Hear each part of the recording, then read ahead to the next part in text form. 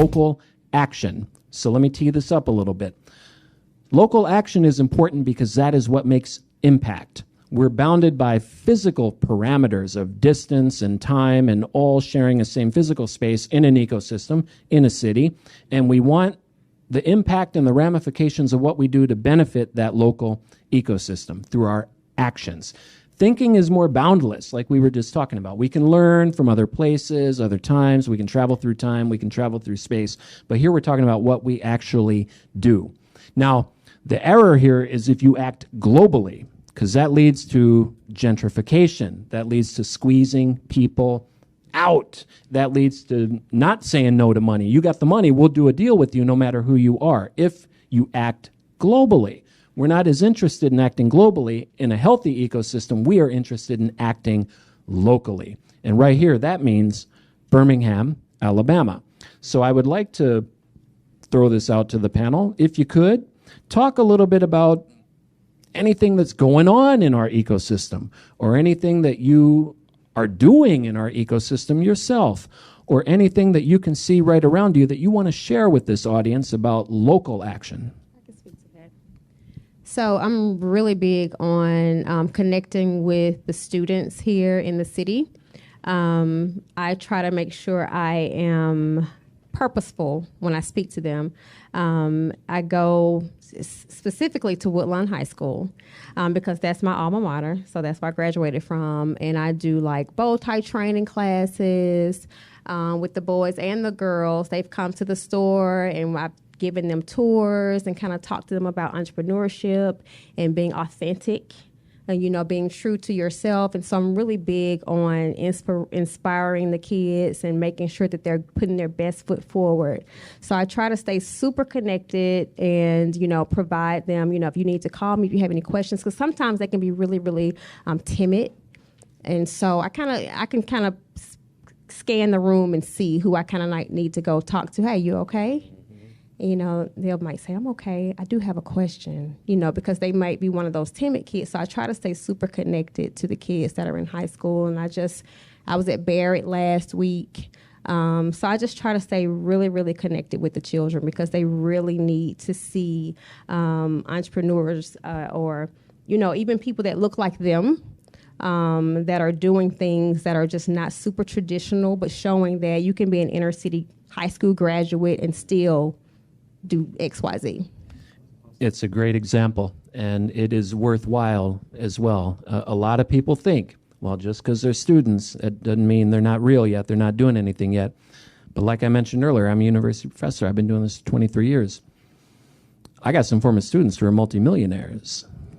And it wasn't but 4 years ago that they were in that desk or in that, don't ignore or discount or trivialize what's there, and it certainly is a way to make local impact on a population that could use it, because a lot of people aren't thinking about dealing with the kids, they're thinking about dealing with the folks who are already there, but the kids are the future.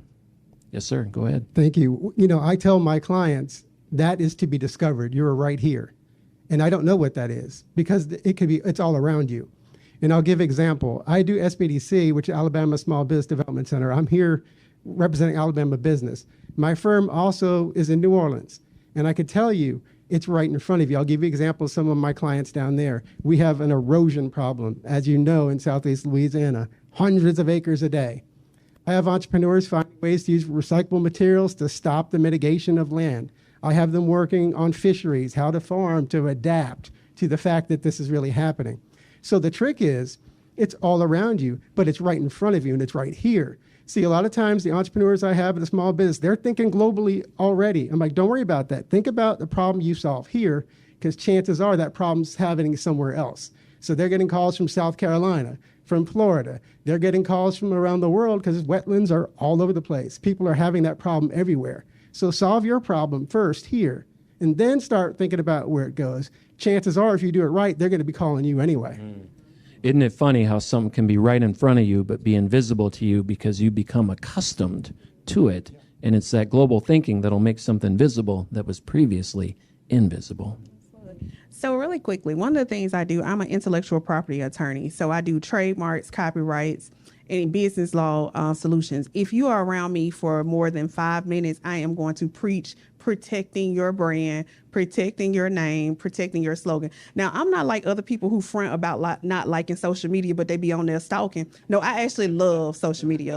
But one of the things with social media I've realized is that a lot of our ideas are stolen. A lot of great colorful sayings are stolen, and people are making money off of T-shirts of somebody else's saying instead of securing your intellectual property through trademarks. And so one of the things that I've been able to do is it brings me so much joy. And I work with business owners all over the country, but it brings me so much joy when I am able to help a local business secure their legacy and their brand through trademarks and copyrights, right?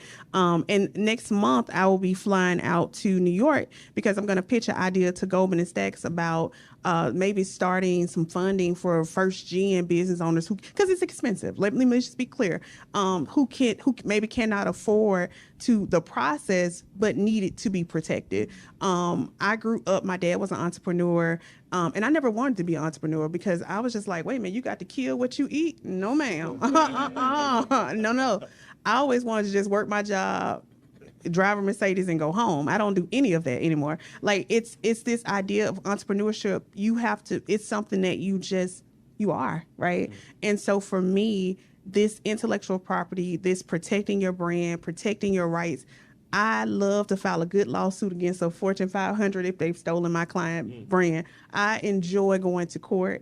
I enjoy filing it. It's something that I love to do, but I cannot stress this enough, is that if you have an idea, if you have something that you know is going to take off, or maybe you don't think it will, it is important to consider how you can protect it before you start putting everything on social media.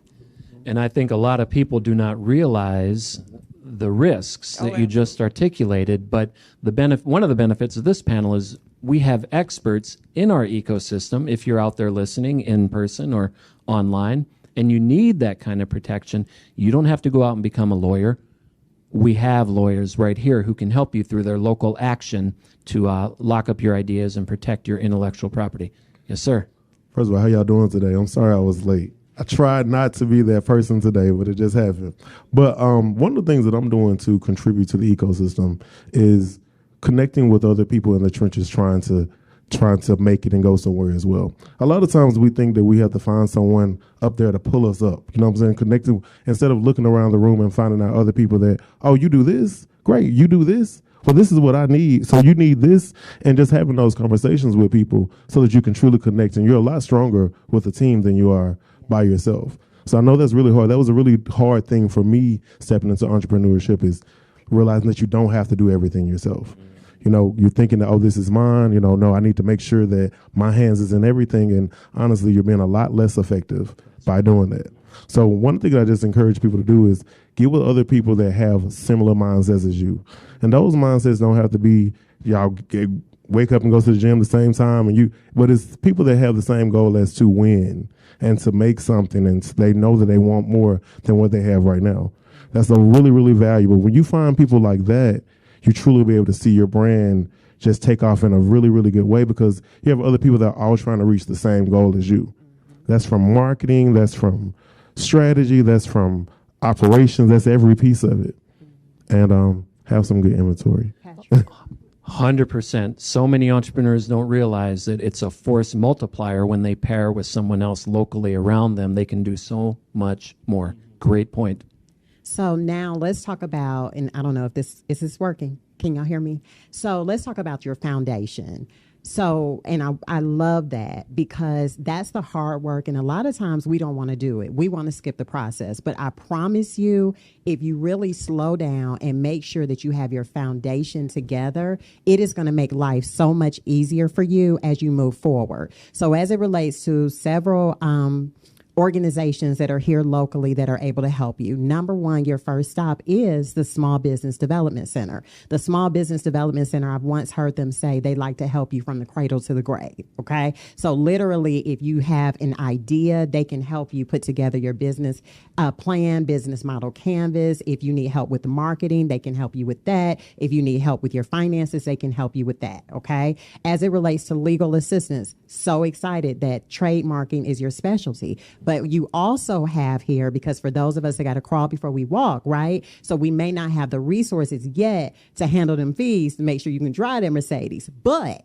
Bosch and Bingham, literally a local law firm, provides you guys 50 free hours of legal services if you revenue less than $400,000 a year. You have Bradley Arendt, another law firm that provides free legal clinics every single month. You have, as it relates to the foundations of your business, the Birmingham Business Alliance has some amazing programs. Create Birmingham has some amazing programs. Sabre Finance had some amazing programs, right? There are things that are out there for you. It is about literally committing to the process, and then that process will become so much easier for you. As business owners here in the state of Alabama, now that I am going out, I'm telling you, we are really blessed here because there are resources marketing. You have SBDC is running a program with GoDaddy, to where you can go through like a 6-week cohort, and not only will they teach you how to do your website, help you put together your social media strategy, but then once you go through that process, they will give you 2 or 3 free years of web hosting through GoDaddy. You have Grow with Google. I think he spoke earlier this week or last week, but nevertheless, he literally is the Grow with Google coach for free. There are services that are available for you. You have local amazing businesses like Lamar Story, who has built this thing from the ground up, right? So that's somebody that you can go to because he's done it. He is not just talking it, he's walking the walk. Lindsay King over there, not just talking, he's walking the walk. There are people, Alexis, not just talking, but she's walking the walk. But the one common thing amongst all of them is that they've gotten out, they've made themselves aware of all of the resources that are available, they've taken advantage of them. Action.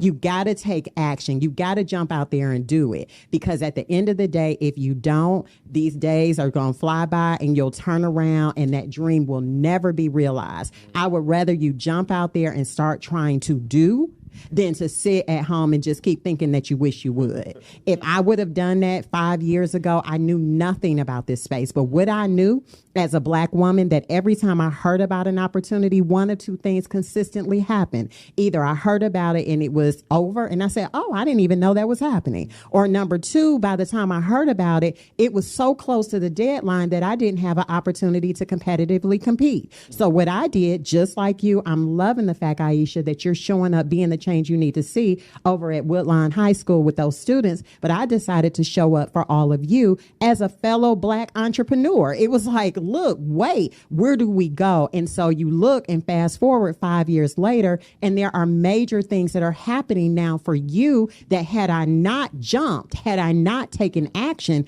not doing everything perfect, but doing everything with the right intention, right? But because I am, you are better. So there's somebody that needs you to jump off the sidelines and do what you do. That is like, let me be quiet because I'm on my soapbox now. We got that. No. Amen. Amen. I think everybody is elevated a little bit after hearing that. Y'all pass your collection of plates around for Torin. That's right. Let me just recap and say, ready, fire, aim. And you heard the lady. She said, reach out, even if you're not quite sure, and ask the question. Because the others around you who are near you in this space with you can or cannot help. Maybe they can't, but it's probably the case that they know somebody who can. But they won't know that you need that until you come to them. So one thing that has been really important to us is kind of building a community and thinking about locally. And for us, since I'm relatively new here, we've only been here for about 2 years, is kind of still trying to get a lay of the land and get acclimated. But it really starts with our employees. So one thing that is a core value for us is providing professional growth and a livable wage for our employees. And so traditionally in restaurant settings, servers, front of house staff members do not make a solid hourly wage. They make just whatever the tipped employee minimum is for the state. Sometimes it's $2.13, sometimes it's $3.75, and then the rest of their wage is made up with tips, And then we have to guarantee them to whatever the state minimum wage is. One thing that we decided to do was to ensure that there was a solid hourly rate that they would make plus tips. So one of the things that's really important for us is that people are able to live in the community where they work. And that's not quite the case right now for a lot of our employees. And, we need the help of the rest of the city and officials to kind of make that come to light. But it's important for us that the people around us can live well and get to work and feed their children and, continue their education and whatever else it is. So as we kind of figure out how to support the community in different ways, this is one way that we are trying to ensure that people around us are able to take home an honest, good paycheck for the hard work that they provide for us. So Beautiful. I love that. I just need to tell there's a resource. So for those of you guys that have employees or you're looking to actually hire new employees, there is a program that is run by the state of Alabama called the On-the-Job Training Program. And literally what that program does, if you have a new employee, a new hire, it was literally a minimum. You could pay that person a minimum of $12 an hour, a maximum of like $19 an hour. And literally, depending on your status, if you are a for-profit, back in 2019, that's my disclaimer, so we haven't figured out, I hadn't looked into it lately, but in 2019, when I found out about it, you literally could get reimbursed 75% of that new hire salary for up to 6 months. Okay. If you're a nonprofit, you could get reimbursed 50% of that new hire salary for up to 6 months. So again, I love the fact that you're not just paying a salary or a wage, but a livable wage, because there is a difference. And there are resources that are out there available for you. The state of Alabama has programs, especially now that we're all forced into this new world of technology. They literally have programs that will help not even your new hires, but also your current employees. If you need to get them upskilled in the areas of technology, literally there is funding to help subsidize. Now, it wasn't as good as that on-the-job training. However, you could get, I think it's about $2,000 per employee that they train for you. So there are resources that are available. Again, you just got to get out there and do it. Lamar, didn't you take advantage of the on-the-job training program? The state of Alabama, thank God for us, has taken it over. So it's back in action. Yeah. See, I found out about it. I told them about it in 2019 and we shut it down. So they were about to lose the grant. They were literally about to lose the funding, but none of us knew about it. And we started telling and they ran out of money, y'all. Now, there's a lot of people in here taking notes, and I hope you individuals online, I hope we have a lot of viewers out there taking notes, but if you're not, it's okay, because there's going to be a recording of this. Back up that recording and listen to what she said again, because there's a lot of resources out there, and I'm telling you, I would bet 80% of the entrepreneurs out there don't know, and they're never going to know because they're never going to ask. One of the messages from this esteemed panel today is to ask. Ready, fire, aim. Even if you're not quite sure, reach out, because some kind of light or support will come to you through this supportive ecosystem through local action. Mr. Brown, would you like to share a little bit more about local action? Absolutely. So definitely be sure to watch Hustle and Flow, because what Torin said was don't just talk, walk. So if you hadn't seen Hustle and Flow, there's a good movie to show you how to do that. I want to share something. I want to piggyback on something that we talked about earlier as it relates to volunteering and giving back. There's a group called BNI. I don't know how many of you are involved with it, but the Business Network International, their motto is Givers Gain. I can remember being at South Trust Bank, corporate America, getting that salary. I didn't have a Mercedes, but I was getting that regular check. But one of the things I did, I grew up in Atlanta, Georgia, and thought of myself primarily. I want to be a millionaire. I want to be the biggest black millionaire in the business management industry. I was in the music industry, which I'm always quoting music and movies, so that's why I did the Hustle and Flow. That's music and movie. But I ended up having a negative bank account, sleeping on my mom and dad's sofa. And it was because God didn't put me on earth to just be a millionaire. Some people can do that. I was not one of them. So after a couple of years of really struggle, ended up with a family, ended up trying to figure it out, and then got a call from South Trust to move to Birmingham. When I got here, the first thing I did, when my senior VP asked me, could I do this job? I said, yes, I could. Had no clue. I was going to be over $9.5 billion in assets at South Trust, over an AS400 IBM system. I'd never done any of that before, but I had the confidence I could do it. But what I began to do was volunteer, desperately trying to volunteer, trying to get appointed to nonprofit boards. Met this guy named Bob Dickerson, and because I had a background in accounting, I started doing volunteer mentoring using my knowledge in accounting and bookkeeping to help companies. Free of charge, no charge. Did that for years. When Wachovia acquired South Trust after a couple of years, it looked like my career was over. People in the community that remembered me volunteering felt like it would be good for me to go to the Chamber of Commerce, which was not on my list of things to do. Got to the Chamber, it's been the joy of my life because every day I get up to do what I struggled to do when I had my accounting business, and it's grown over the years. And then my partner, J.C. Matthews here, and I get to wake up every day and work with businesses that cannot, to Torin's point, pay, $5,000 or $10,000 for the consulting services that we offer, which are just incredible. But I just want to recommend to everybody, Aisha shared it best, think about opportunities to give back in your business, personally, and givers definitely gain. So just wanted to share that. That's beautiful. When you are in a healthy culture, like we do have in Birmingham, I'll tell you, karma works. Givers gain. Ready, fire, aim over short or long stretches of time. He's talking about people remembering him from years before when he volunteered. He probably might have volunteered just on a whim here and there, but even with the students, a little thing that you said or did can make all the difference even 5 or 10 years later. And there is some risk associated with that, but you have to go through that risk and reach out and reach out. We're going to transition to the third and final topic of this discussion. I'm very excited to hear what our panelists are going to say about our own local ecosystem. Now, we have touched upon some of the resources and some of the local strategies and actions and activities that people are doing, but we want to laden that and wrap our culture around it, because we're not in Atlanta.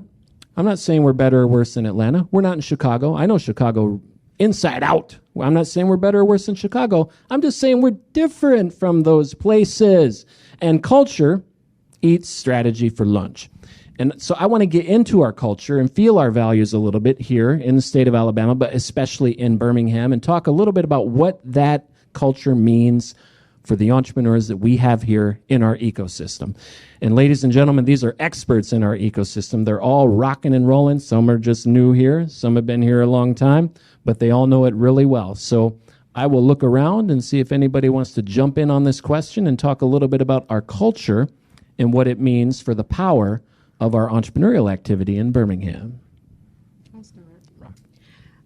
So connect. That is so big. Connect. So some of you may or may not know that I also own an empowerment t-shirt company. And so I just want to tell you that when I consider myself a hustler, right? And so with my t-shirt company, I was going to different places saying, hey, can I get my t-shirts in here? Can I get my t-shirts in here? And it's like, no, you can't. That's cool. So guess what? I'm going to create my own space to put my t-shirts in, right? So, and I'm saying that to say, when I say connect, I have what I call Locals Corner, okay? And what Locals Corner is, that is for local entrepreneurs that are producers of products. It can be popcorn, it can be candles, it can be tea, whatever. There is a space in my store that allows creators, creatives, artisans to get their products in front of multiple people where they otherwise wouldn't have an opportunity. So there are oftentimes, for some reason, the mentality is, I can't share with them that information because they might be better than me. Nobody can do what I do. There is nobody in this world that's me. So what I do, I can share my information with you. I want to help you if I can. I want to give you this information to help pull you up if I can. Okay. So if the person that doesn't want to help, that's cool. You don't need them. Move on. Okay. But don't be that person. Don't be afraid, because nobody can be me. I can say that confidently. I own a men's boutique. I don't care if somebody opens 5 of them. Nobody can do what I do. Okay. So don't be that person. Help people. If they have a question, it's okay. I've had people, before I opened up my shop, I was asking, people that have been in, why you want to know? What? Okay, well, forget you. Let me go on, let me go somewhere else. Don't be that person. So I'm saying the culture is connect. And here we go again, that karma. When you can help somebody, you need to be available to help if you can, and be kind to people, and people will remember you for how you made them feel. I know you've heard that. People will remember you for how you make them feel, and when you need them, it's more like they're a good person. Let me help them. It's such an important point that she just made about being your authentic self, because, not just because it's good to do that, but it makes it hard for people to copy you. No one can be you. And if you bring your work closer to your heart and let your heart inform your work, you're the innovator. There's going to be imitators coming round, but they are only imitators and nothing more. And it's a wonderful thing to instill in the audience and anyone who just got something out of that. Don't forget that one, man, because like I say, I've seen a lot of young entrepreneurs come up, and the ones who discover that early, they got guidance, because the environment's not going to tell you where to go, but your heart will. But if you don't know your heart, you're not going to know which way to turn.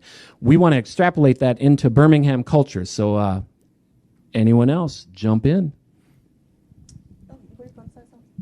So I'm putting our entrepreneurs, I don't think it's fair, because we are the ecosystem, right? I don't think it's fair for us to answer that question. I really want to hear from our entrepreneurs. Anybody on the panel that wants to share? If not, it's a few people in the audience that I know can share, because you've been here and you've seen this ecosystem evolve. I really think, because we're here to fix it, we're here to help you, we're here to make your life better. And so, yeah, we can toot our own horns, but at the end of the day, my grandmother always said that good is the enemy of best. So for you as business owners, I think that a great question is, as it relates to this ecosystem, are we really serving you? And what are the things that you would like to see that we could do that would make life easier for you as business owners? And I can't answer that for you. Can I just say one thing before we go? Before we do that, I just want to say, just real quick, okay. Q&A time is coming, but it's not yet. So I'm going to hit you up in a minute, I promise. And you're exactly right. Okay. I just want to say this one thing. I think when we're talking about entrepreneurship, again, me, social media queen, everybody makes 6 figures, let them tell it. Everybody is profitable. Everybody is doing great. And I think that when we talk about entrepreneurship, those of us who have been in it a while, we can tell you that it is a struggle. That sometimes you play everybody else and you figure out how you're going to get paid at the end. I think there has to be this transparency about entrepreneurship. I love being an entrepreneur, but it's not all glitz and glam like we would like to make it believe, right? People say, well, I wake up whenever I want to, and I go to work when I want to, and I bet you make $5 too, because there's no way. There's absolutely no way that you can run a business like that. It requires, even if you're not in the spot, it requires a lot of dedication mentally. You're always, because it's your baby, right? And you're always thinking about how you can make it better, what you can do, what the new trend is. If you're not thinking about employees, you're thinking about marketing. I say all that because when I talk about culture, you don't know what you don't know. And a lot of times we have a problem as a community in reaching out to people who know it best, right? And who have done it a lot longer than we have. have, you never know who is willing to help. And like my sister said right here, if they're not, I just go on. A no never hurt me. You can tell me no all day long. I need one yes, and I'm going to make it happen. And so I like to say is that I think as entrepreneurs, we have to also have an honest conversation about what entrepreneurship actually looks like, especially if you are a product provider, not just service, but if you're having to buy product and what that looks like and how much of your own money you put up front to make it happen, what that looks like. The other thing I love about our culture is that when we support something, baby, we run to the moon with it. And the best thing that can ever happen, and I do a little marketing here or there, but the business has been successful because people tell other people. They are very intentional because they like the service that they receive. And so I think one of the things that I'm always trying to do when I get a client or when I'm talking to people who aren't my clients is letting people know it is not all glitz and glam, but it is so beneficial when you have the formula down pat. So this honest, transparent conversation about what it looks like and how many times we failed before we actually were successful, that's important too, because that is the growth. That's the growth right there. And I love when people talk about their failures because I'm like, what did you do? Oh, I don't need to file bankruptcy. I just need to look at what the mistakes you made and figure out, okay, what do I need to do for myself? And I'm very honest about, I'm ashamed to say how much money I've wasted before I actually had enough sense to call somebody and say, girl, what do I need to do? And they were like, girl, do A, B, and C. And it just got better immediately. So that honest, and I love that about us because we are supportive. And we don't gatekeep as much as we would like to think. But the thing is, people don't know what you need until you open up your mouth. Sometimes as entrepreneurs, we have so much pride because we were making everybody think we got it all together. We don't. And it's okay to say, hey, look, I need some help. There is a space. There is a space for authenticity in Birmingham. I think everyone here would agree exactly what she just said. Let them know how you really feel.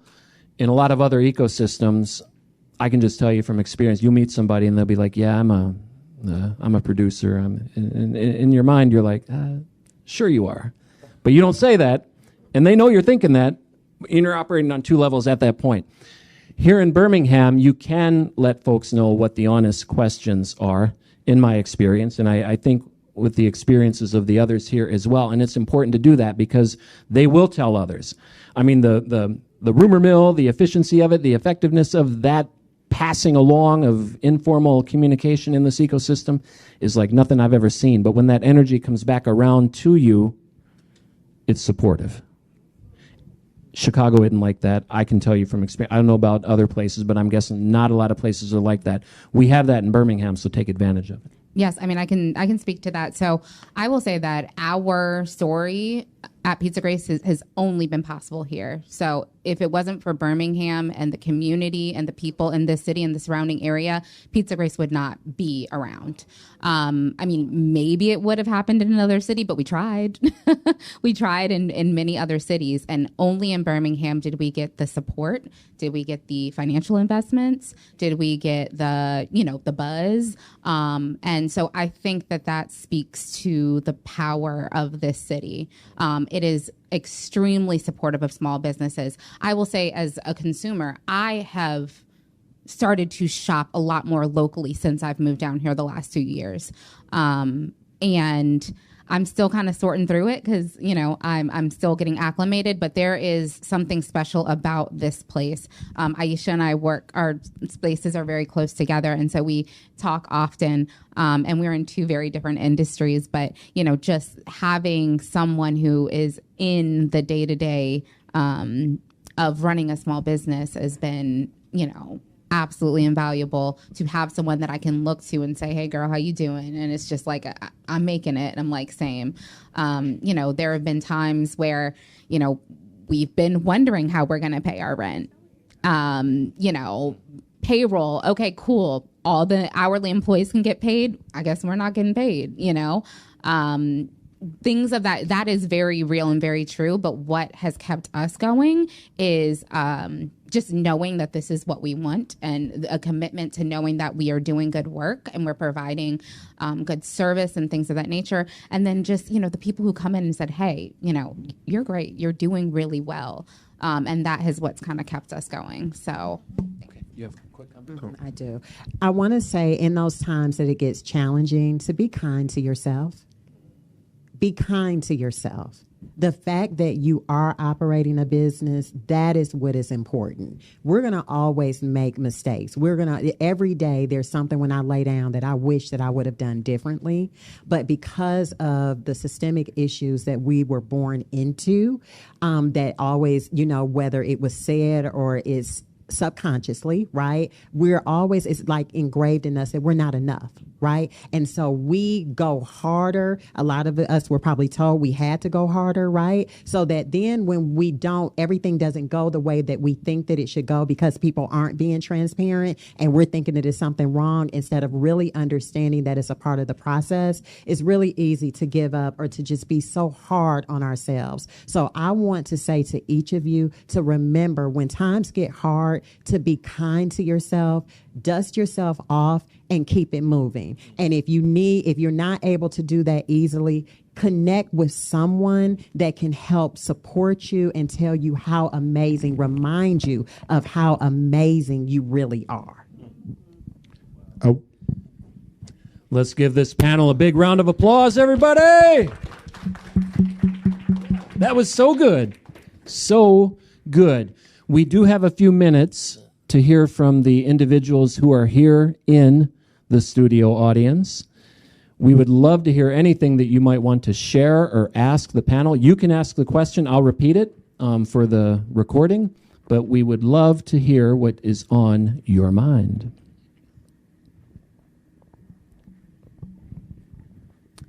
Yes, ma'am. Great panel, by the way. My name is Crystal Ash. I have two questions. One, I wanted to touch on, you talked about, Torin, I believe your name is, talked about connecting on the national level with like-minded people. What strategies would you give for that? Would you use social media? Would you attend conferences in other cities? Like, what type of strategies would you use? The first question is how to connect on a national level with other people.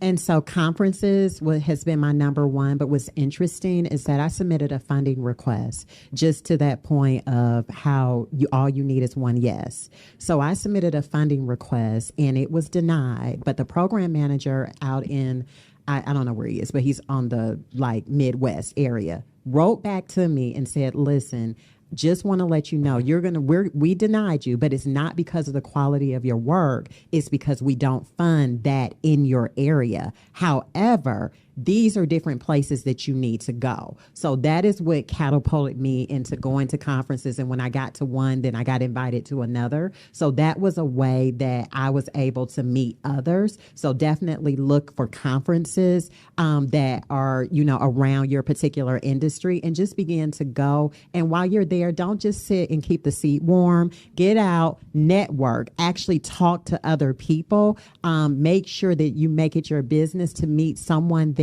that you did not know when you got there. And don't worry if you have to travel by yourself. I promise you, you may go by yourself, but you will leave with so many colleagues and friends. It's just been amazing. So definitely conferences. And the second question that I had will probably be to Ms. Katrina, correct? All right. So how do you go about the process of protecting intellectual property, especially around content creation and video content? Well, I think the first thing you have to decide is the short of it is this. The standard is, what is the likelihood of confusion? What is unique to you? And so when you come up with a phrase or a business name, one of the things I would do is you can do a Google search to see if that name or that particular phrase is being used, if it's available. Now, you need to do a more comprehensive search, but that's the first step. I think the other thing, too, is contacting somebody that specializes in that area so that they can do that comprehensive search. I'll give you an example. And I kid you not, this happened twice. I've had a company local food truck company that I represent reached out to me, wanted to do a trademark. I love the name. We did the search. The name was available. They were like, oh, you know what, Katrina, we can't do it right now. I was like, okay. I was like, we can do a payment plan. I was like, no, we need to focus on da-da-da-da. By the time they came around and wanted to file, somebody had already filed the name. That's the first one. at the beginning of the pandemic, I had a girl who is a business owner who owns like a really good boutique here in the city. Wanted to file, same thing, name was available. I said, we can go ahead and file it now. We can do a payment plan. Nope, can't do it. A year later she did it. Somebody had already filed the application. Now for her it was fortunate because they abandoned it, and as soon as they abandoned, I called. I said, girl, it's gone, let's do it. And so my point is that you're not the only one thinking of creative ideas. You're not, and Black people are creative. We can sit here right now and go skippity bop bop a beat, and that thing will be a hit song tomorrow. Like, our ability to be able to take nothing and make something historically is what we do. And it has always been stolen. It not always, but when we don't take advantage of the governmental protective strategies, then it's something that you leave open. And it's the last example I'm giving you. You can Google this yourself. There is a lady, Lady Annabella. They are a country group, right? And I love their music, but they changed their name to Lady A because they said that it was Lady Annabella was racist, right? Well, there is a jazz lady singer named Lady A that's on the West Coast that has been using this name for 40 years. She's famous on the West Coast. When they filed their trademark in Lady A, guess what? Now she got to negotiate the name because she never filed the trademark, even though she does have what they call common law rights to it. Can you imagine having a name, making money off of it, and now when people Google Lady A, Lady Annabella comes to the top of the list because you did not protect it? So now she has to negotiate her name that she's had for 40 years with this country group that's got $1 million company behind them. It's a lose for her. So that's what I mean when I say, when you're talking about protect, you've got to think through and this is think about your legacy. What am I trying to leave long term? What do I want this business to be? When you decide those things, then you can start talking about trademarks and copyrights, whether it's through your music, whether it's a dance that you create on TikTok. All these things can be protected, and you can be making money off of it, because trust me, they making money off of you. Yep, wanted to speak to conferences. In advance, leverage social media, LinkedIn. I'm on this app. My colleagues tease me. It's called Clubhouse. I'm active on it. I think I invited you. Yeah, you sure did. But you connect with people all over the country, all over the world. But to the point of this panel, locally, you can build up your business by getting support from people in other cities, other states, other countries. So definitely leverage it. And I mean all of it, whether it's Clubhouse, Facebook, LinkedIn, Twitter, and have conversations one-on-one. Don't just post, but send a message to a contact and get to know, hey, I'm going to be in Chicago for the conference. Will you be in town? And then make that happen and make those connections ahead of time. Can I say one more thing about the conference? And let me just say this about social media. Remember, you are a brand. You are your brand. So whatever you put out there, the internet is not forgiving. So make sure that you're very intentional about what your messaging is, because one day you can't be representing your company and the next day you're doing something like it's all relative. So be very careful with that. I was just going to say, the other thing as a business owner, you don't necessarily have to just go to business in your industry. I go to the Real Estate Association. Man, I'm not selling houses, but I am telling you that I've gotten clients from there. You think about other industry that can use your services, right? And then that's where you go. I'm a member of so many organizations in this city that I don't do. I mean, I'm not a contractor, but do y'all need somebody to sponsor y'all lunch? I got you. Here we go. My thing is that you can make those connections, because I'm telling you, there's somebody who needs your service there or your product there. And attending things that may seem outside of your area is always beneficial. You never know who's going to need your service. So it's not just in your industry. Think about other industries that may be laterally related to you as well.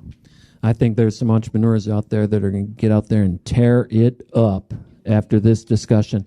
A quick comment from you, and then we'll have time for one more question. And I was just going to say, most of my business contracts or deals have come from outside of my industry. They were somewhere, I was at another event, I was supporting someone else, or I was literally somewhere where they were like, oh, wait, you do this. Can you come and help me? Or can we have lunch? So definitely be open to going. And if you're not that person that, you feel like, you get nervous or you have anxiety, which I know that's a very common thing for a lot of people, you need to find some kind of way to either find something to relate to that person that person that you want to connect with on, do some research about that company or something so that you can have that icebreaker for yourself when you're starting that conversation with them. If you don't know, like, or find some kind of way to relate to them in some way, it's going to make the process so much easier. Trust me, I've done it a bazillion times. These are powerful points. Quickly, sir. One other thing too, look up and down your vertical chain of distribution. If I'm making a car seat, I'm going to talk to every car manufacturer in Alabama. You know, you kind of look up who needs your product and look down who's supplying you and make deals with them, because they do a lot of the heavy lifting for you. Once you get to know them, they'll sell the product. If I'm selling something for the home, I'm going to make friends with Home Depot and Lowe's and let them do the advertising for me, because they want that in their store. So look about where your vertical chain works as well. That's right. I know there's somebody out there who's thinking, should I ask? Should I ask that? I'm just waiting for that person to come forward and ask the last question. Okay. Okay, he doesn't sound shy at all, but we'll run with this. Yeah, Go ahead, best sir. massage company in the business. I know. I love coming over there. But go on. Oh, appreciate it. So anybody can kind of pull your name on social media. So how do you go about protecting or stopping other people from using your business name on social media? So a couple of things. If it is trademark, first thing you do is send a cease and desist letter. But these companies, social media companies, have gotten hip to it, and they have processes in place. You send them that trademark registration certificate or that letter, and let them know, like, hey, you're in violation, and we will file a lawsuit with you if you don't take this down. That stuff is coming down. But you have to be diligent. That's the other thing. Once you get your trademark or your copyright, you still have to defend for it, right? You still have to go after people who are using your name. Those cease and desist letters mean something. Trust me, I've had a client call me. They got a cease and desist letter from a company that was a $450 million company. I said, hey, you better think about renaming it. You ain't got that kind of money to fight that battle. So, but you have to be diligent. You have to do those. And you don't need an attorney to send a cease and desist letter.